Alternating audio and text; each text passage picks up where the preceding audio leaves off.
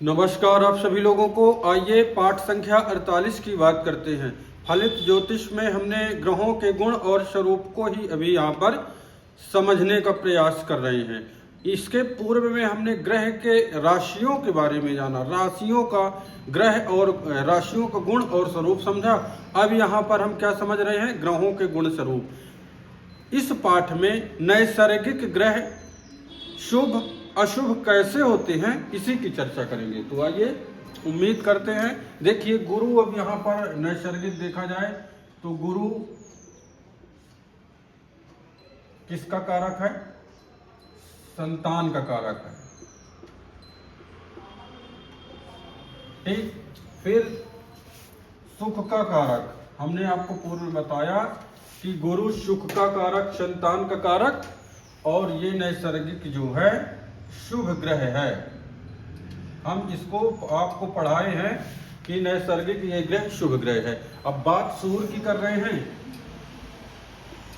तो सूर्य हमारा किसका कारक हो जाएगा? तो हमने आपको पिता का कारक बताया, फिर आत्मा का कारक बताया, आत्मा का कारक, पिता का कारक और हड्डी का कारक। लेकिन ये जो है नैसर्गिक रूप से कौन सा ग्रह है? तो अशुभ ग्रह, इसको हमने पढ़ा था पूर्व के पाठ में, इसको अशुभ ग्रह हमने पढ़ा था। इसी प्रकार शुक्र को लीजिए। ये शुक्र ग्रह जो है ये किसका कारक हमने बताया था? तो पत्नी का कारक,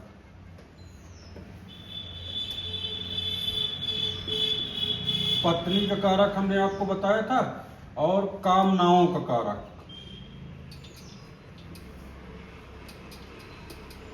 कामनाओं का कारक। लेकिन नैसर्गिक रूप से ये ग्रह क्या है? शुभ है।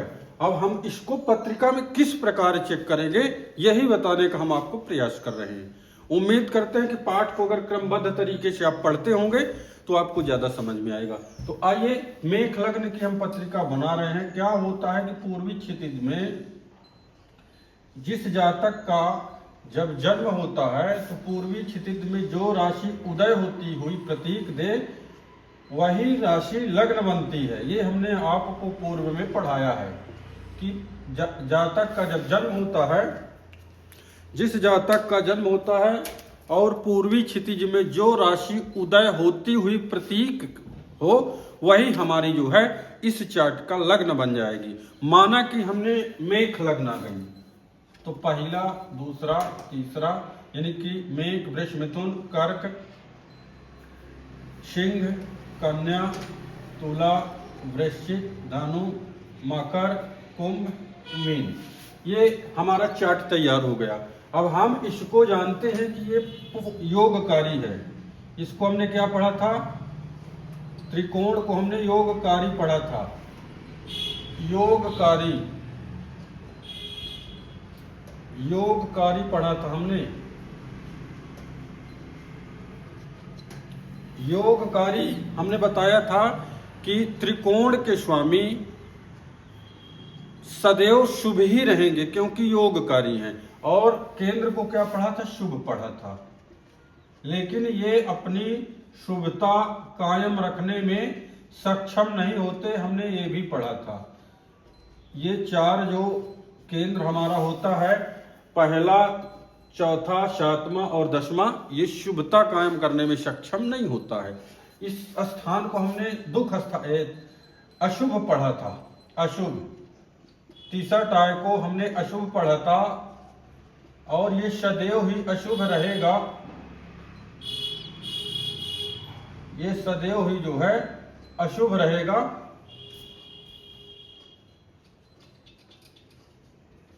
तीसरा टाय को हमने अशुभ माना था, इसको कभी भी शुभ नहीं मानेंगे, हमने ये भी पढ़ा था। आगे हमने क्या पढ़ा था कि दूसरे को मारक स्थान कहते हैं, मारक दूसरे को, और मारक सातवें को कहते हैं, आठवें को और 12वें को दुख स्थान कहते हैं। हमने ये पढ़ा था, दुख स्थान कहते, दुख स्थान कहते। अब यहां आइए देखते हैं, सबसे पहले हम बात किसकी करते हैं? तो सबसे पहले हम बात करेंगे यहां पर गुरु की बात करते हैं। तो देखिए गुरु नैसर्गिक रूप से शुभ ग्रह है और यहाँ पर देखिएगा ये त्रिकोण 9th हाउस का स्वामी है। यहाँ पर गुरु लिख दें तो आपको ज्यादा समझ में आएगा। ये गुरु यहाँ का मालिक बन गया और 12वें का। अब दुख स्थान का तो है, ठीक है, लेकिन 9th हाउस का त्रिकोण के होने के कारण ये गुरु तत्कालिक में भी शुभ माने जाएंगे। ये तत्कालिक पत्रिका हम देख रहे हैं, बता रहे था ये तत्कालिक की बात हो रही है और ये नैसर्गिक की बात हो रही है कि पत्रिका में किस प्रकार देखे। तो देखिए गुरु जिसका कारक होगा, सबसे पहले कोई ना कोई भाव का हमारे कारक बताए हैं। तो गुरु अब किसका कारक है, देखिए संतान का कारक है, सुख का कारक है, ये चीज बताए हैं। तो ये तो नैसर्गिक शुभ है। अब यहां देखेंगे तो 9th हाउस के साथ साथ द्वादश का भी स्वामी है। तो इस पत्रिका में गुरु यहां भी शुभ माने गए। गुरु जो है शुभ माने जाएंगे। गुरु को हमने शुभ की श्रेणी में रख दिया, शुभ है। ये क्यों अनिवार्य हो जाता है कि पत्रिका हमें चेक करना है, किसकी पत्रिका चेक कर रहे हैं तो हमें ये आना चाहिए कि सूर्य पिता का कारक है। लेकिन बात अब सूर्य की यहां करें तो देखिए क्या सूर्य किस जगह में है, तो सूर्य की एक ही राशि है, वो मेष राशि है, सिंह राशि है, क्षमा चाहते हैं, मेष लग्न पत्रिका में सिंह राशि है। सिंह राशि होने के कारण देखेंगे तो त्रिकोण के स्वामी हुए तो सूर्य भी यहां शुभ हो गए। सूर्य भी यहां देखिएगा तो शुभ श्रेणी में रखा गया, क्योंकि यहां देखेंगे तो सूर्य जो है नैसर्गिक रूप से अशुभ है। तो ये अशुभ तो हैं लेकिन शुभ के लिए नहीं है। लोग शनि से डर जाते हैं। अभी हमारे लाइफ में एक कमेंट आया था कि हमें शनि यंत्र पहनना है, शनि हमारा लॉर्ड है। हम बोले कि आप डर क्यों रहे हो, इसमें पहले ये देखिए कि शनि मालिक कहाँ का है आपका। तो देखिए शनि कर्म का कारक हुआ। अब कर्म अच्छे होंगे तो शनि कारक है, बुरे कर्म करेंगे तो शनि कारक है। तो इसी प्रकार सूर्य हमारे आत्मा और पिता के कारक बताए हैं, लेकिन इस तत्कालिक में हमारे सूर्य भी शुभ हो गए। अब बात आएगी शुक्र को चेक करते हैं। शुक्र की 2 राशियां हैं, तो एक देखेंगे तुम्हारा किस स्थान का स्वामी शुक्र होगा और तुला राशि ये यहाँ पर जो है आपके केंद्र का हो जाएगा। तो ठीक है, हम शुक्र को भी शुभ मानेंगे, शुक्र को भी शुभ मानेंगे। किस पत्रिका में हमने ये भी आपको बताया था कि मेष राशि का जो मान होता है, अंशात्मक मान हमने पढ़ा था 30 डिग्री, 0 से 30 डिग्री। इसके बाद जो मेष राशि से आगे चलेंगे वृष राशि, तो उसका अंशात्मक विस्तार हमने 30 डिग्री से 60 डिग्री बताया था। इसी प्रकार हम जो है सारा क्रमबद्ध तरीके से 360 डिग्री का 12 राशियों में बंटवारा किए थे। क्यों किए थे, अब यही सारी चीजें जानना अनिवार्य होता है। एक पत्रिका लगा के हम और बताएंगे तो आपको सरल हो जाएगा समझना कि कहां पर कौन सा ग्रह तत्कालिक मित्र है, शत्रु है। ये जानना अनिवार्य है, तभी आप किसी की मदद कर सकते हैं और हेल्प कर सकते हैं। अन्य जो अगर आप सोचेंगे कि 37.5 मांगलिक दोष, काल सर्प दोष, ढैया, चंडाल दोष, इससे ज्योतिष नहीं होती। इससे ज्योतिष में आप जो है बिछड़ जाएंगे और ज्योतिष नहीं कर पाएंगे। अब देखिएगा, अब मान लीजिए वृष की है 2, 3, 4, 5, 6, 7, 8, 9, 10, 11, 12, 1।